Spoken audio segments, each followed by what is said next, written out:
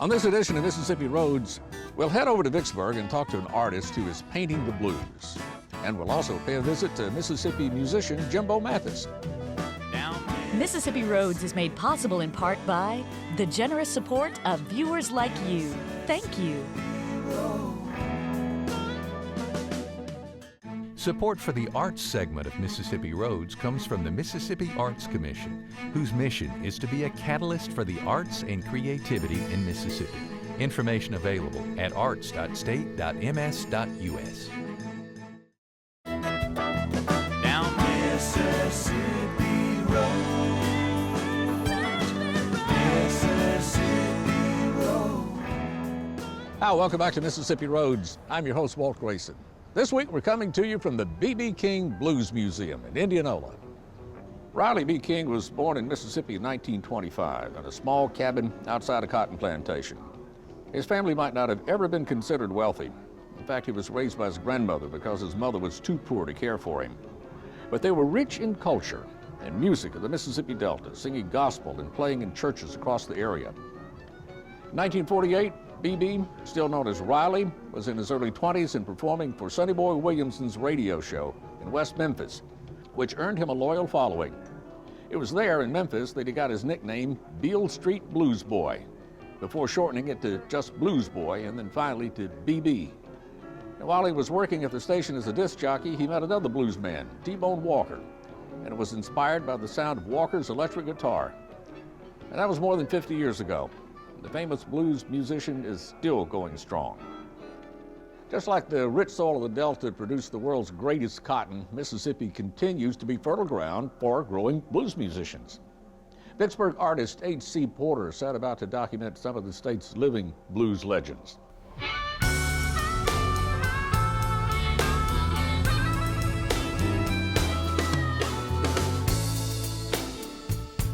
The blues has always been a rich part of Mississippi history. Today we've traveled to Jackson, where we met up with artist H.C. Porter as she was working on her new project titled Blues at Home. We caught up with her, snapping pictures of blues legend King Edward at the Queen of Hearts, a blues joint with so much history that it has its own blues trail marker. I'm H.C. Porter, and I'm a Mississippi storyteller. H.C.'s portraits have been described as painting the blues instead of playing them.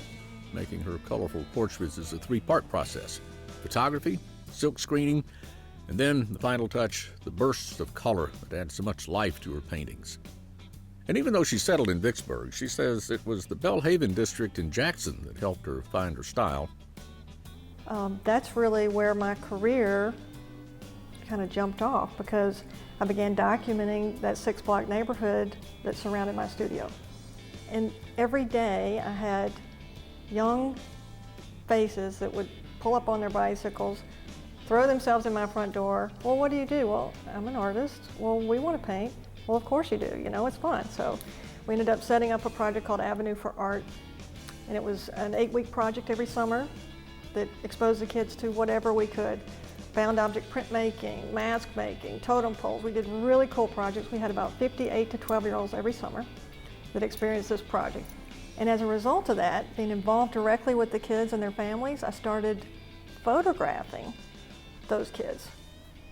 So when people talk about H.C. Porter and the imagery and the style of H.C. Porter, people immediately go to what they know as these documentary portraits of kids that I was directly involved with. Then it kind of grew. My work, when I would look at these images as a photographer, I realized that I didn't want to just be a photographer. I also wanted to be a painter. So that's where I was able to combine printmaking into the whole process. Her first real introduction to the blues was at the old Subway Lounge in Jackson. It's not standing anymore, but the sound and the feel of the place stayed alive in H.C.'s memory. As a matter of fact, back in her 20s, that's where she met blues legend King Edward, who she's actually shooting today at the Queen of Hearts in Jackson. And the reason she's shooting him there is part of the philosophy behind the Blues at Home project, showcasing blues legends in a setting that's important to them. Well, the Queen of Hearts was the first one that started the blues. It wasn't no Subway, it wasn't no other club. This was the place of the blues right here. And when I came here, I was looking for a job, and the man said, well, hey, man, I got a little club down there. You want to play for me? So I got up here and formed a big crowd. King Edward still plays at the Queen of Hearts, and he's still keeping the blues alive and well, which is something he thinks is pretty important, and one of the reasons he wanted to be involved with HC's project. Well, really, the younger folks need to learn about the blues, where they come from. You know, when I grew up, I've been playing 50 years, you know, and I done met everybody, B.B. King, Babbitt King. Well, what is happening with the blues had been hid after this rap came out and disco and then rap, and they dropped the blues, you know. It's that idea of bringing the blues to the world that inspired HC to start the Blues at Home project. This project is important, not only the visual pairing of painting and music is important, because I think as a demographic, this show can go out nationally and reach people with the blues that might not have ever been exposed to it. Of course, you can come to Mississippi, walk in a juke joint now, be exposed, fall in love with the blues. But somebody who's in Iowa and they go to an art museum and they happen to run across the Blues at Home project, have the opportunity to hear the music, see the faces of Mississippi storytellers, not only reflecting just our blues music, but our social and cultural experience too. So, Blues at Home, rare opportunity to kind of go behind the scenes into the more personal life of these individual blues guys. Oh, this is my regular life. This is my life. This is my wife right there. And she ain't gonna quit me. You ever come home at night and you don't find nothing but your clothes there? Yeah, that's actually happened to me. It does give you the blues, don't you? Yes, it When you did. start singing. And you start singing, ah, woo. But she left me while I was on the gig, man. I was playing right around the corner from my house. And they moved all my furniture out my house, but left a bed and my clothes in the closet and a stove for me to cook on. HC included blues musicians that had a special connection with Mississippi. Either they were born here, or they adopted the state as their home, or some other part of their history was tied to the area. And yet as a state, we've realized how important the blues can be to our tourism. You know, it's one of our greatest national resources, really. My work starts as a photograph, and I create a high contrast image in silkscreen, so much the same way Andy Warhol in the 60s introduced Marilyn Monroe or Elvis Presley. The color, I just use my mind's eye to bring kind of what I'm hoping that I'll bring the reflection of what the blues man or woman has left on me. So you're seeing this vibrant image of color that just radiates, that reflects almost musical notes, I guess, in a way. You've got the coming and the going of the color, because I use complementary colors or secondary colors under those front colors. And that really gives that front color the intensity that people are familiar with in my work. So that contrast, that back and forth of play in the art can reflect that back and forth and then play in the blues. HC says that overall she's documenting 30 different blues musicians throughout the state, and she says she owes a lot to her project manager, Lachlan Fields, who helped her set up the shots and record the oral histories. Blues at Home is a celebration of art and music and storytelling, and it's an amazing project because it really showcases what Mississippi has to offer in the way of those things: music, art, storytelling, and it combines them and gives the viewer an experience that is really an experience of a lifetime.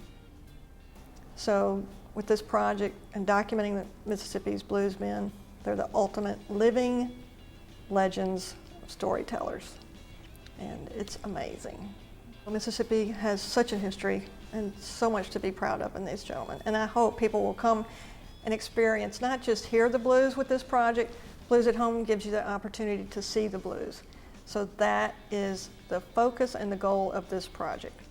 Blues at Home has already been booked at several different locations throughout the state, and after that, HC says she has plans to go national.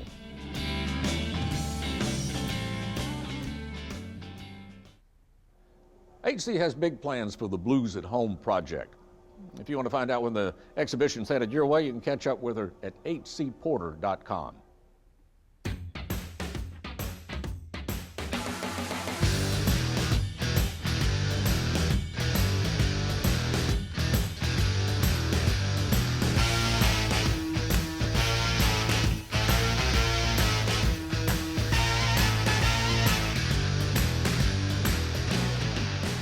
The B.B. King Museum opened its doors to the public in 2008. It was an effort by local residents and benefactors to honor the life and the music of one of the state's greatest legends. Visitors tour the center year-round, some coming from across the country and even overseas to learn about the history of the man who's done so much for the blues. The museum follows a chronological timeline of his life, so you can see items from his early childhood, teenage years, and even later, as he was making the transition from truck driver to full-time blues musician.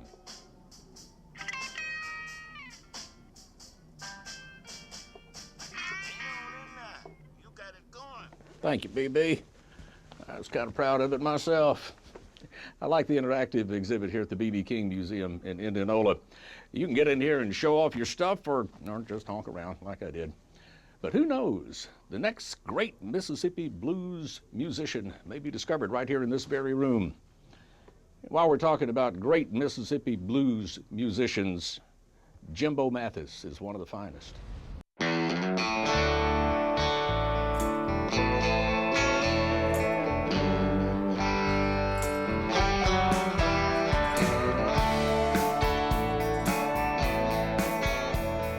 Raised in the hill country of northeast Mississippi by a musical family, this young man was immersed into music at an early age. His passion for knowledge and insight into American music has led him across many melodic genres, leaving no way to pigeonhole this talented, multi-instrumental, complex, and ever-evolving individual known as Jimbo Mathis.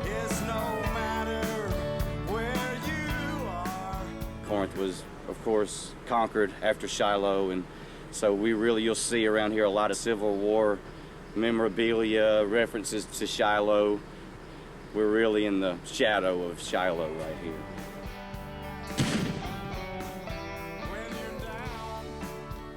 My dad's law office was right there by Boram's drugstore, 602 Waldron. When he was trying cases, I would go listen to the lawyers, debating and the clashing sabers. It's just a typical old historic town, Some of it's in bad shape, and some of it's doing okay. I think the public school education I had here at Corinth High and just the old school way I was brought up, I wouldn't trade it for the world, because it has equipped me to really be a unique person in life. As an artist, I had to fight for everything I had here, because art and music, obviously you'll see, music is encouraged in my family, but as far as really going over the line and just devoting yourself and saying, I am an artist, I'm a musician, this is who I am, that's a hard thing to fight for around here. As I sing about and I write about all the time, finding your roots, clinging to your roots, that's your strongest point of safety and of power. And so when I talk about Alcorn County and Corinth, that's my seat of my power, So it is a magic place for me. For in my heart there's a longing for you still. Yeah, we got a beautiful family reunion in progress right now. Is settle and cry in our little cabin home on a hill. Oh, someone has taken you from me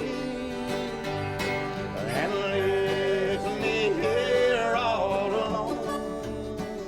Jimbo was just a little toddler at the time we first started playing. We'd go over to his dad's house. He had a nice basement we could play in, and so we just hold forth there at least 2 nights a week, and that was blast. Jimbo is a brilliant guy, and he was brilliant as a child. He could do things that nobody else could do. You get arrested for being raised like they raised us nowadays. I'm proud of it, though. I think we did get arrested. I'm proud I got raised like that. We'll see y'all in a couple of days. Just, go out there in your homemade raft, camp out on the island. We'll see how they get until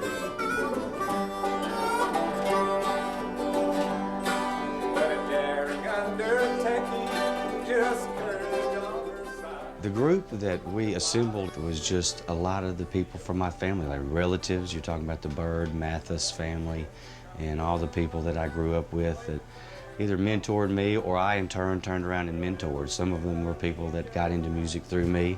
Some were people who I got into music because of, like Jimmy Bennett and Kenneth Williams. It was such a great reunion to me. I had so much fun. I think everybody enjoyed seeing me again, and as I did them, and bringing that music back. One night we had a picking, and it was a Friday night picking, and he was trying to play, and he just couldn't quite get the rhythm of it or whatever, you know, so he disappears. And he goes off into the woods on Friday night, or Saturday night, where he still hadn't showed back up. And his mama's going, we got to call the police and find out where he is. And his daddy's, no, he's all right. You know, so about 8 o'clock, he wanders back into camp, and he's just picking like a pro, you know, and everybody's looking around at each other saying, what happened? And it was about literally 2 weeks after that, he left for Chapel Hill, and he went up and formed the Squirrel Nut Zippers. Between Corinth and, say, where I am now, well, started a little band called Squirrel Nut Zippers. Birdland is proud to present the Squirrel Nut Zippers! Yeah, give it up!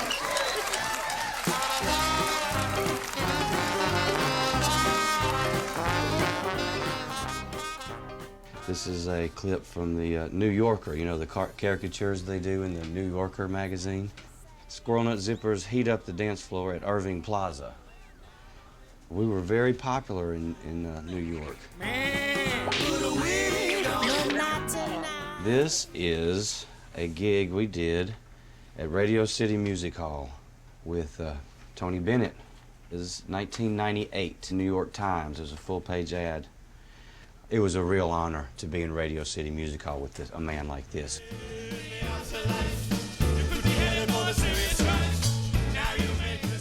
I have so much memorabilia from them that you wouldn't believe.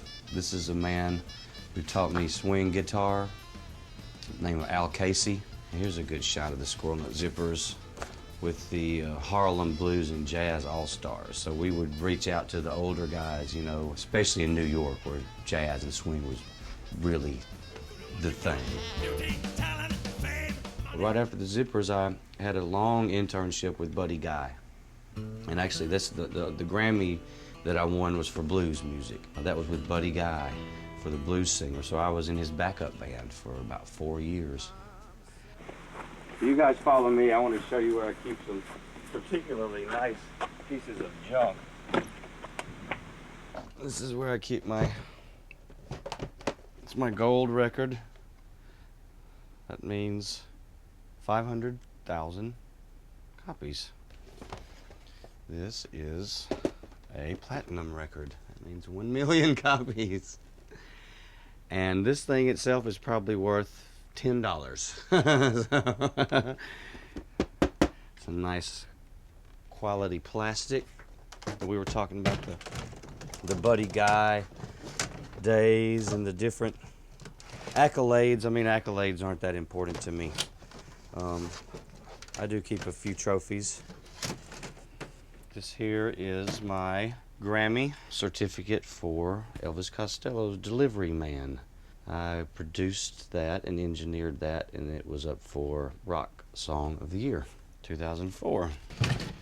Here goes from my studio for Delivery Man. Here goes one for playing on the Electric Blue Watermelon by the North Mississippi All-Stars. And these are nice. Hit me, man, because we're rolling. Hill Country Picnic is an event that's put on by Kenny and Sarah Brown in usually Marshall County, Mississippi, and it's based on the old picnics of, say, the Turner clans and the African American picnic traditions. A lot of the entertainers are from the families, you know, who would be real involved in the picnic music and the picnic festivities.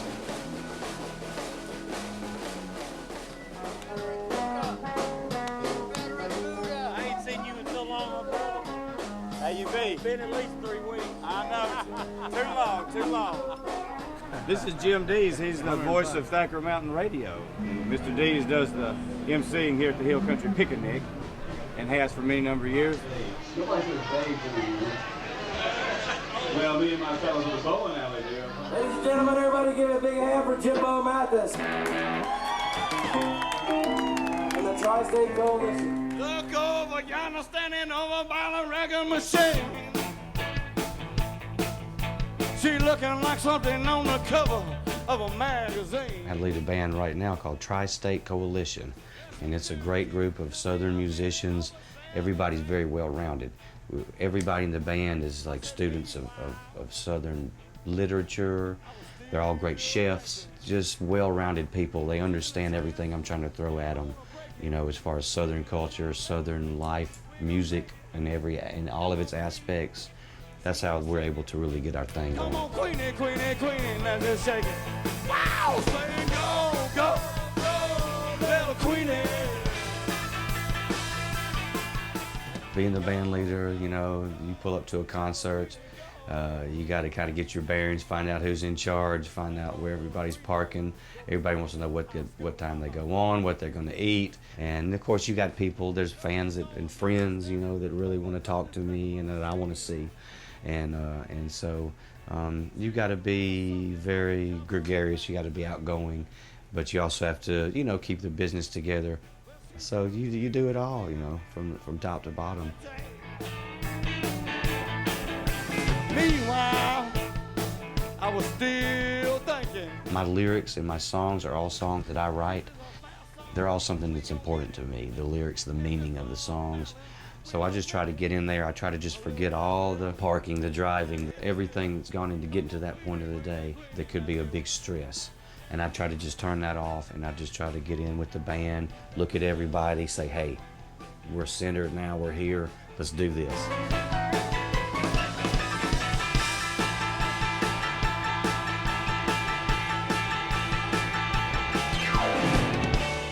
When I was younger, I would always wish, I wish I could have gone to an art school. I wish I could have grown up in San Francisco. I wish I could have grown up in Manhattan and been around all the art community and stuff. But as I've gone on later in life, I'm really happy with the way I put it together myself. And I think it's given me an advantage, you know, a strength, you know, that I can count on.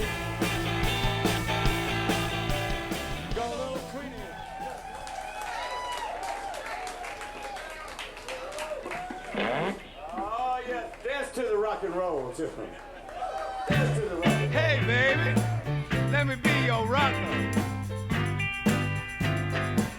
Here we go, here we go. But everybody in my family was really very encouraging to me. I feel like they've always really supported me, you know, in my eccentricities.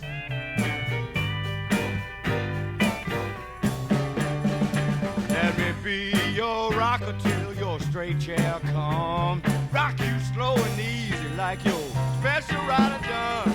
Let me be your rocker, honey, till your straight chair comes. Let me be your sometime till you always come. It's quite a profession. Always ever done. Let me be your sometime, honey, till you always come. My name is Jimbo Mathis, and I am a Mississippian. Ain't gonna start no fight. Rock you slow and easy like I did last night.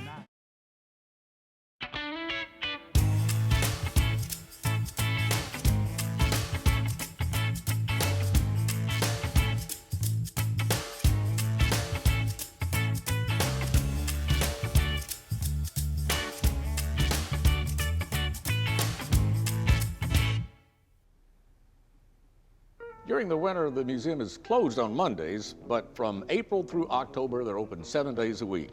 And then during the year, they do more than just honor the life and music of B.B. King.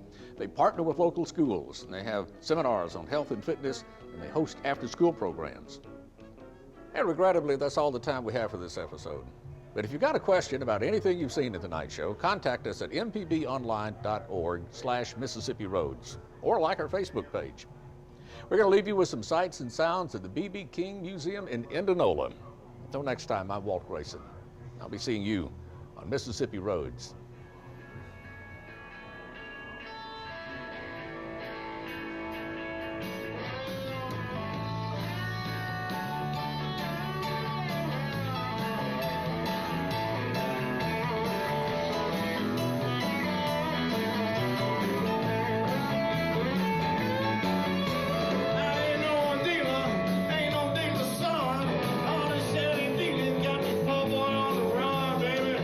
Mississippi Roads is made possible in part by the generous support of viewers like you.